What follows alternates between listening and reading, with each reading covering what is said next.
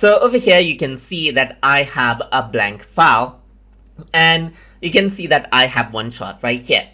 If you want to import out a bunch of images as a series of shots, then you can do that as well by going on to the file menu and by going into import area right here. And here you can see that you can import out images as scenes or layers right here. So what I want to do is import out the images as different shots or different scenes right here. So I'm going to select images as scenes.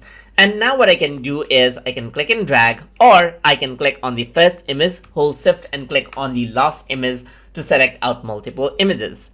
So now once that is done, all the supported images that you can select will appear right here. So you can press open, and then what happens is that all the images will be arranged out as shots right here. So this is the first image right here. So you can see that these are a series of shots right here.